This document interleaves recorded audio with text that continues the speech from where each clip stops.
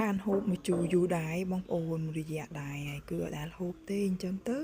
មានងាយណាបានហូបបងប្អូនចឹងក៏ថតជាចំណីភ្នែកដល់បងប្អូនមើលអីអញ្ចឹងណាចាឲ្យម្កាក់ខ្ញុំទៅដាំបងប្អូនមានផ្លែមួយចង្កោមនឹងឯងបងប្អូនណាយអាចមើលតាមនឹងបានវារៀងចាស់ដែរដើមតូចតតែយើងបេះវាចេញបងប្អូនបើមិនអញ្ចឹងទេខ្លាចវាអន់ដើមអីអញ្ចឹងណាបងប្អូនចាហើយនេះមានទាំងក្តឹបខ្នុរហើយស្វាយល្ហុងម្កាក់តលឹងតឹងចេកហើយនឹងគក់ផនយើងណាបងប្អូនចាហើយនេះខ្ញុំរៀបចំរួចរាល់អស់ហើយបងប្អូនចឹងតោះមកហូបជាមួយខ្ញុំទាំងអស់គ្នានិយាយវាថាអោយបងប្អូនខានហូបយូរនិយាយវាថាអោយជាតិនៅជាតិបងប្អូនណាយ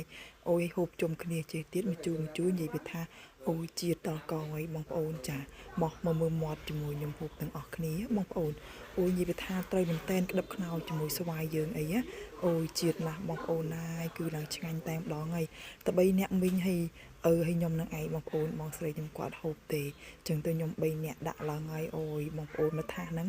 ចង់ដាច់បងប្អូននិយាយវាថាអូយជាតិតែហ្មងបងប្អូនមកថាផ្លែតឡឹងតឹងបេះផ្ទះមីងមកទេតែម្កាក់អីហ្នឹងដើមខ្លួនឯងឥឡូវបងប្អូនណាគេមានផ្លែហើយបើហៅដើមវិញប្រហែលជា1ម៉ែត្រពីដីបងប្អូនក្រៅពីហ្នឹងគឺស្វាយអីគឺខ្ញុំទិញគេលហុងខ្លួនឯងចេកខ្នុរអីគឺរបស់ខ្លួនឯងទាំងអស់អត់តែស្វាយនឹងបែកគក់ទេបងប្អូនខ្ញុំទិញគេអីចឹងណាពីព្រោះអីស្វាយខ្ញុំទៅតែផ្កាទេបងប្អូនអត់ទាន់មានក្តឹបមានអីទេទៅផ្កាឡើងពេញដើមតែម្ដងឲ្យបងប្អូនចាំមើលមានក្តឹបដឹងតែបេះយកមកហូបជាមួយទឹកផុកយ៉ាងទៀតឲ្យបងប្អូនហើយបើថាស្វាយចេកអីហ្នឹងណាហូបជាមួយទឹកផុកគឺត្រូវមែនតែនហ្មងឲ្យបងប្អូនបើថាកាម្ទេសអីតតែយើងបុកវាឲ្យរៀងប៉ែកអញ្ចឹងបានឆ្ងាញ់តែអានេះខ្ញុំចង់ហូបជាមួយនឹងទឹកផុកជាងហ៎និយាយថាអូយជាតិមែនអាចមើលមាត់តាមនឹងបានអីអញ្ចឹងណាបងប្អូនកុំឲ្យចេះតែថាហើយអុយមួយរយៈនេះគឺអត់សូវបានហូបមែនបងប្អូនមិនដែលឃើញថាខ្ញុំថតវីដេអូហូបជូរទេបងប្អូនអញ្ចឹងថ្ងៃនេះគឺចេញមកហូបមកជូរញ៉ែបងប្អូនម្ដងអីអញ្ចឹងណាបើថាអូប៉ះហើយអូយបើឃ្លានអីទៅបេះទៅជុំវិញផ្ទះយើងមកកណោហ្នឹងឯងបងប្អូនបេះយំហូបអីអញ្ចឹងទៅតែបងប្អូនអ្នកអត់មានទេទៅទិញនៅផ្សារបងប្អូនមិនសូវថ្លៃហ្មងទេថោកដែរអញ្ចឹងណាគឺតែមួយពីរអីបានហូបអីបងប្អូន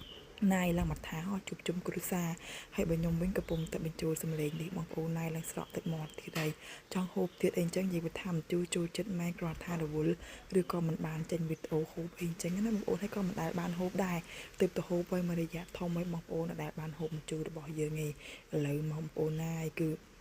អោយបានដូចចិត្តហើយនិយាយថាអូជាតិឆ្ងាញ់មែនតែនហ្មងឯងបងប្អូនអាចមើលមាត់តាមនឹងបានអីអញ្ចឹងណានិយាយថាបានហូបញ៉ាំបងប្អូនតែម្ដងហើយកុំអោយថាបានហូបហើយអត់ថតជូនបងប្អូនមើលចាជាចំណីភ្នែកឲ្យបងប្អូនបានលេបទឹកមាត់តាមផងដែរនិយាយថាជា